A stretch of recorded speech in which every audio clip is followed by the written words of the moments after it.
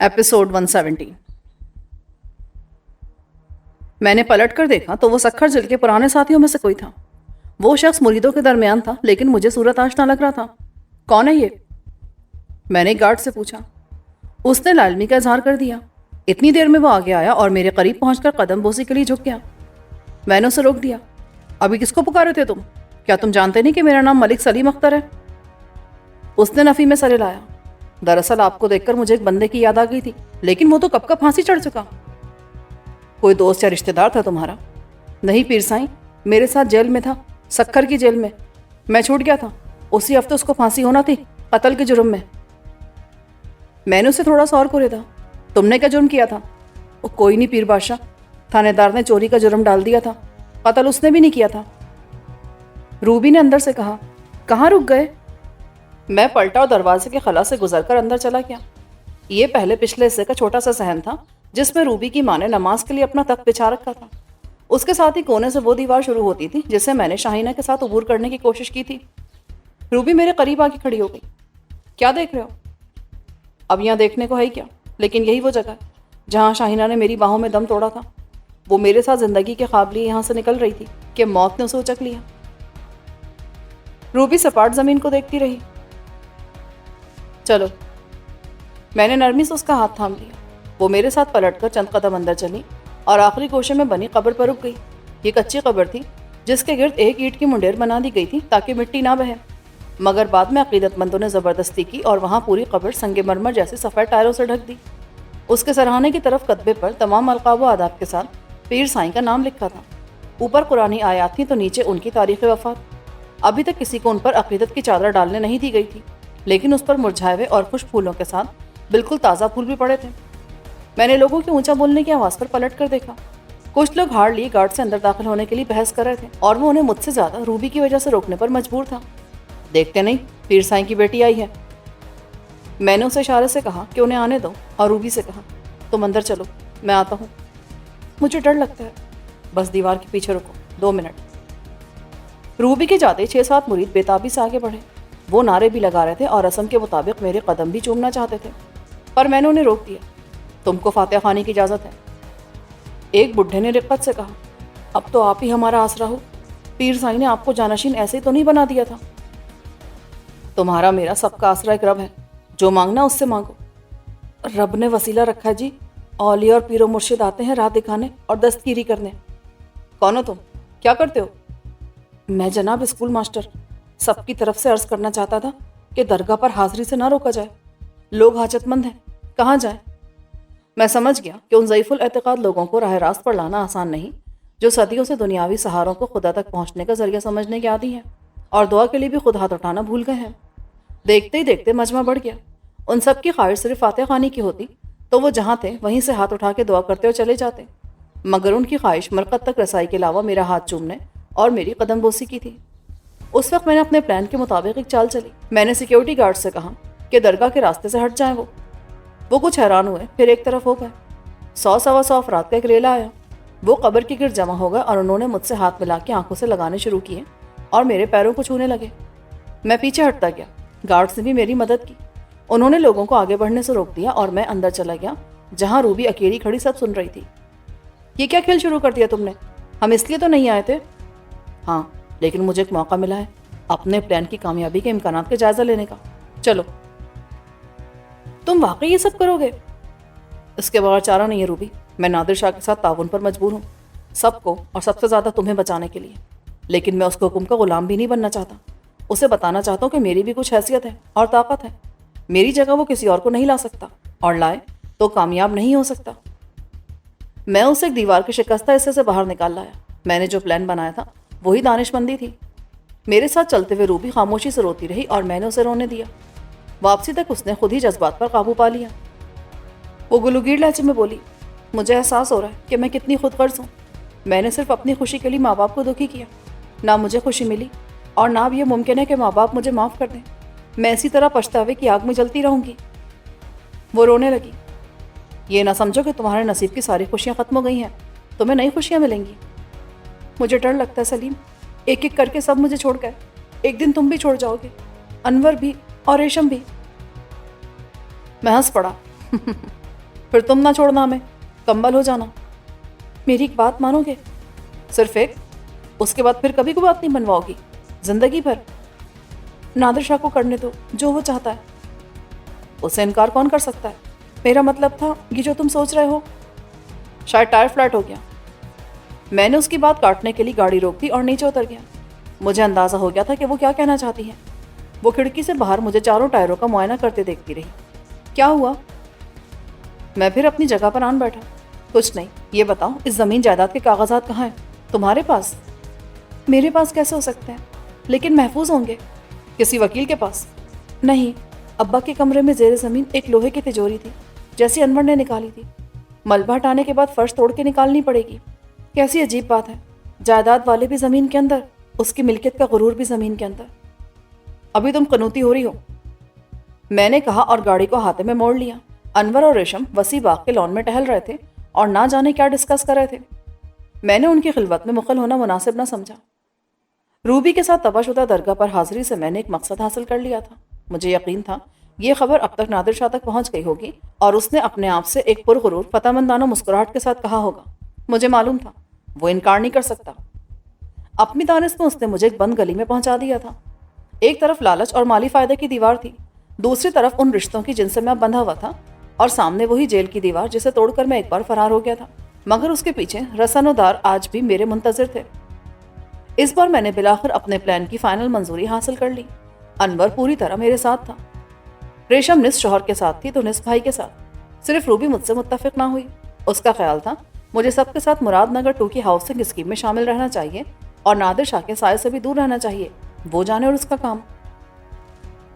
کاش یہ سب اتنا آسان ہوتا روبی، پر اسے مشکل تم بنا رہے ہو۔ مشکل اس نے بنا دیا تھا زندہ رہنا، کسی وجہ کے بغیر۔ اس نے کتنی صفاقی سے میرے بھائی کی جان لی تھی اور پھر مجھے پھانسی کے تختے پر کھڑا کر دیا تھا۔ اب تم کہتی ہو میں سب بھول جاؤں؟ چلو فرض کرو میں بھول جاتا ہوں۔ اس نے کہہ تو دیا کہ وہ بات ختم ہو گئی اور میں اعتبار کر لوں۔ اتنا بے وقوف تو چوہا بھی نہیں ہوتا کہ سانپ سے دوستی کر لے۔ تم دیکھو کس طرح اس نے بلا وجہ انور کے گھر کا نام و نشان مٹا دیا۔ اس کی یا ماجی کی کوئی دشمنی تھی نادر شاہ کے ساتھ، اور میں یہ محسوس کرتا ہوں کہ میں نے اس کا ساتھ نہ دیا تو تم میں سے کوئی بھی محفوظ نہیں رہے گا، نہ وہ کچھ بھول سکتا ہے اور نہ میں۔ انور نے میری تائید کی۔ سلیم کی مجبوری زیادہ ہے، مجبوری کا علاج یہ نہیں کہ اسے قبول کر لیا جائے۔ درگاہ کی دوبارہ تعمیر سے پہلے ملبہ صاف کرنا ضروری تھا۔ یہ آپریشن بالکل ویسا ہی تھا جیسا چند دن پہلے چودھریوں کی حویلی کی جگہ ہوا تھا۔ میں خود لوگوں کا رد عمل دیکھنے کے لیے وہاں موجود رہا۔ یہ خبر جنگل کی آگ کی طرح ہر طرف پھیل گئی کہ مزار مبارک کی نئی تعمیر خود گدی نشین کرا رہے ہیں۔ عقیدت مندوں اور مزدوروں نے بڑھ چڑھ کر اس کام میں حصہ لیا، مگر مجھے کسی اور کا انتظار تھا۔ ایک پورا دن گزر گیا۔ ملبہ ایک وسیع علاقے تک پھیلا ہوا تھا۔ درگاہ کے واضح طور پر 3 حصے تھے۔ پہلے حصے میں تقریباً 10 فٹ اونچا چبوترا تھا جس پر 3 طرف لمبائی کے رخ پر سیڑھیاں بنی تھی۔ درمیان کے حصے میں وہ گنبد والی عمارت تھی جس کے وسط میں درجنوں سبز رنگ کی گوٹا لگی چادروں سے ڈھکی ایک قبر تھی جس کے کتبے پر کسی کا نام نہیں تھا، مگر عربی کی آیات سے بھری سنگ مرمر کی لوح مزار پر ضرور استادہ تھی۔ عام جاہل دیہاتی اس بارے میں کچھ نہیں جانتے تھے سوائے اس کے جو مشہور کیا گیا تھا۔ غالباً وہ اس میں کسی پہنچے ہوئے بزرگ کو مدفون سمجھتے تھے، جبکہ مجھے معلوم تھا کہ یہ خالی قبر ہے جس میں خود پیر سائیں دفن ہوں گے۔ قسمت کی ستم ظریفی کہ وقت آئے تو ان کے حصے میں گھر کے صحن کی 2 گز زمین ہے۔ چبوترے کو کسی قسم کا نقصان نہیں پہنچا تھا۔ درمیان والا حصہ بھی صحیح سلامت تھا، صرف اس کے دروازے جل گئے تھے اور ان کی جگہ خلا رہ گیا تھا۔ بیچ میں آویزہ فانوس تباہ ہو گیا تھا، اس کا ڈھانچہ سا لٹک رہا تھا۔ تیسرا پیچھے والا حصہ رہائشی تھا جو آتش زنی اور تخریبی کارروائی سے تقریباً تباہ و مسمار ہو گیا تھا۔ میں نے بہتر سمجھا کہ صرف اسی حصے کا ملبہ صاف کرا دوں، باقی حصے کی صفائی وہ خود کرا لیں گے جو تعمیریں نو کریں گے۔ وہاں میرے لیے خیمہ لگا دیا گیا تھا جس میں استراحت کے لیے بیڈ بھی تھا۔ دن بھر میں شاید 100-200 افراد جن میں عورتیں بھی شامل تھیں اندر آ کے دستبوسی کر چکے تھے۔ میں عجیب مشکل میں پھنس گیا تھا۔ سپہر کے قریب ایک کار اس خیمے کے قریب آ کے رکی تو میں سمجھا کہ انور ہوگا، مگر اس میں سے چادر پوش خاتون برآمد ہوئی۔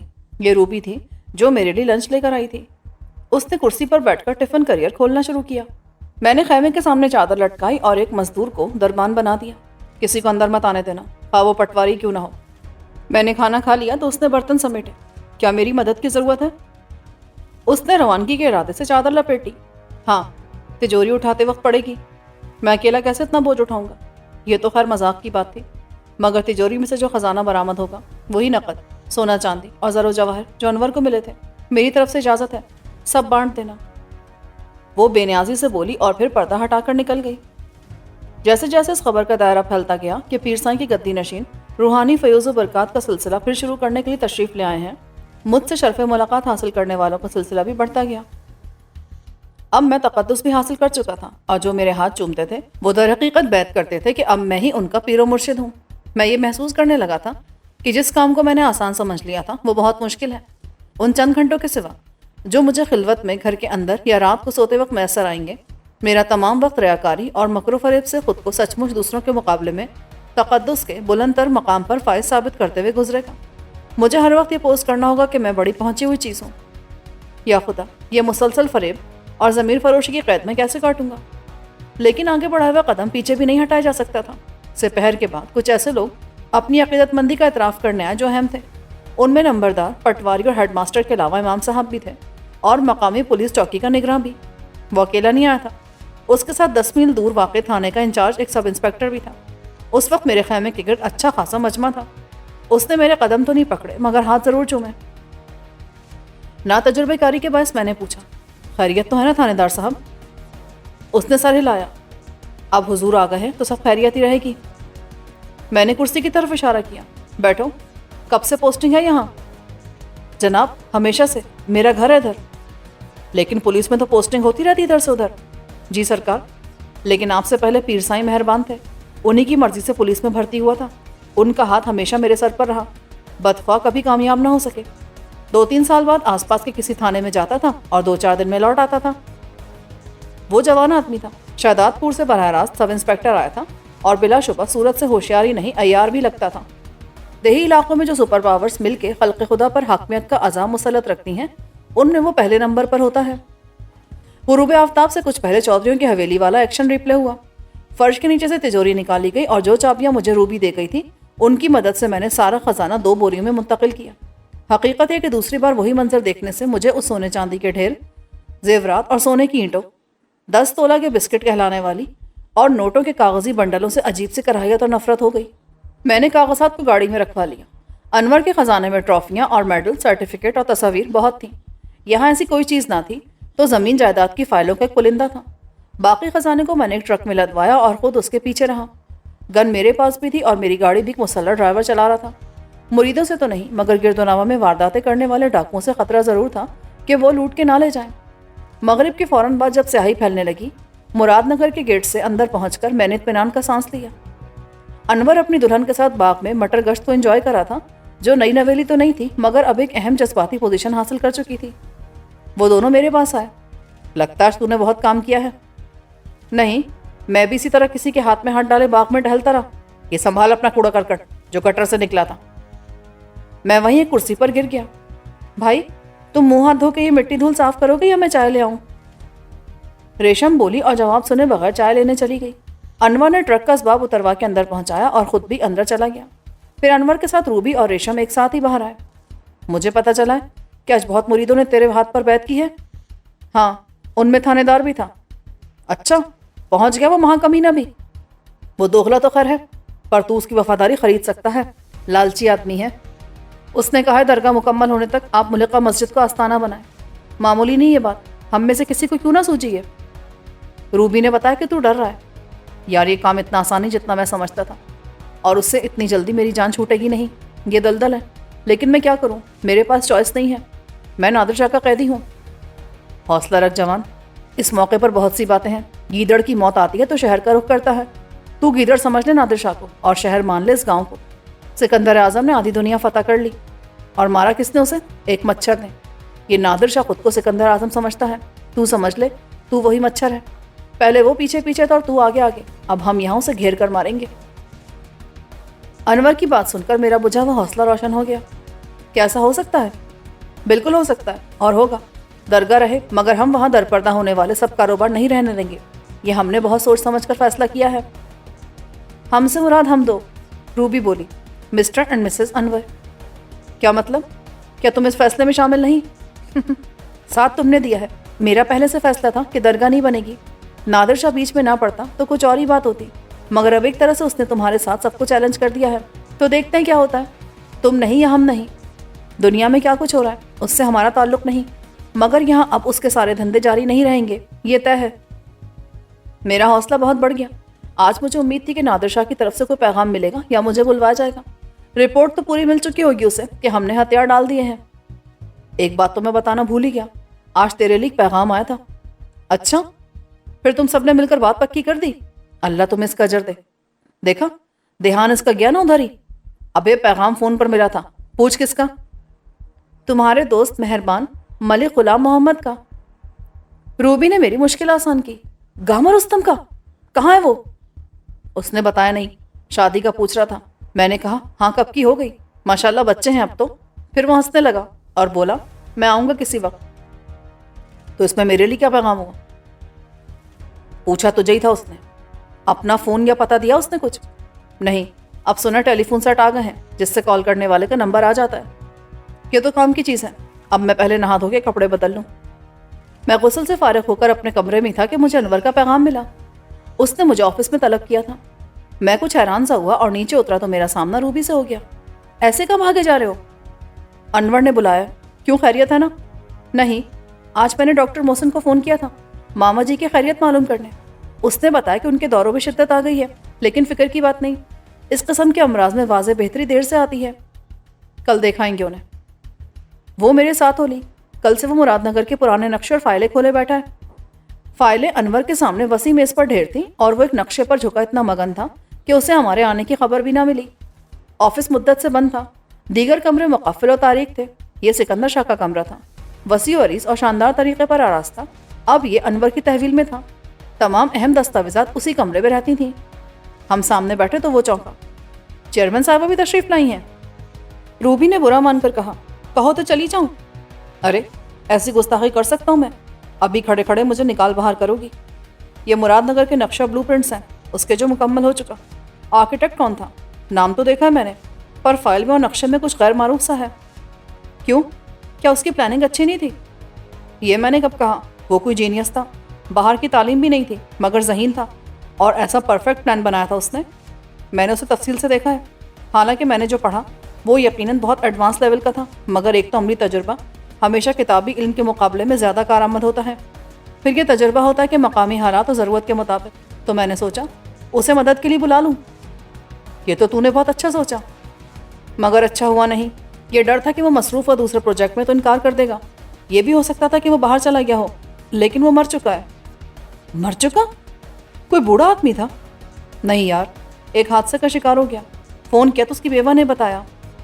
آرکیٹیکٹ تو بہت ہیں۔ ہاں، لیکن اب میں کسی کو معاون بناؤں تو ہر قدم پر اسے سمجھاؤں۔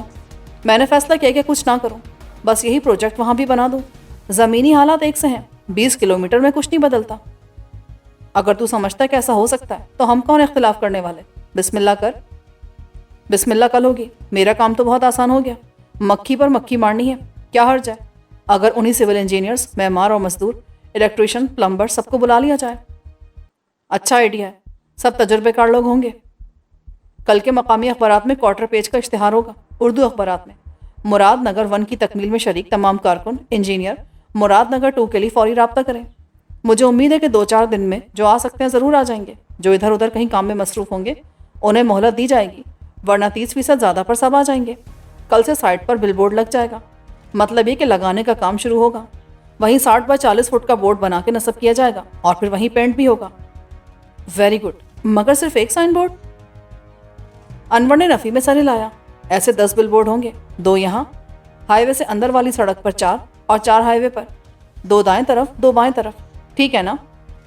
یو آر دا باس، روبی نے کہا اور پھر اداس سی ہو گئی۔ یہ مراد کہا کرتا تھا مجھ سے۔ انور نے چند سیکنڈ کا توقف کیا، پھر بولا اعلان تو ہو جائے گا کل، دنیا کو پتہ چل جائے گا۔ وہاں دوسرا مراد ہاؤس بنانے کا خیال میں نے ڈراپ کر دیا ہے روبی کے مشورے سے۔ وہ واقعی غیر ضروری تھا۔ تو گویا تم سب لوگ اسی گھر میں رہو گے؟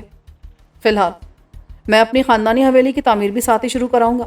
میں اس کو ماڈرن ٹچ دینا چاہتا تھا، پر ریشم مجھ سے رہ کہ سب کچھ ویسے ہی ہونا چاہیے، کہیں کو فرق محسوس نہ ہو۔ میں بھی اس سے اتفاق کروں گا، تاریخ کو محفوظ رکھنا چاہیے، حویلی خاندانی ورثہ تھی۔ روبی مسکرائی۔ کسی دلیل کی ضرورت نہیں ہے، ریشم کا حکم کافی ہے۔ مگر میں نے اس کی بات نہیں مانی۔ فرق صاف نظر آئے گا، اس کی پیشانی پر اب لکھا جائے گا ریشم محل، کیا سمجھے؟ یہی کہ خاندانی تاریخ ہار گئی، ریشم جیت گئی، تو نے زن مریدی کی سند حاصل کر لی۔ باتوں باتوں میں کھانے کا وقت ہو گیا اور ہم اٹھ کر کھانا کھانے چل دیے۔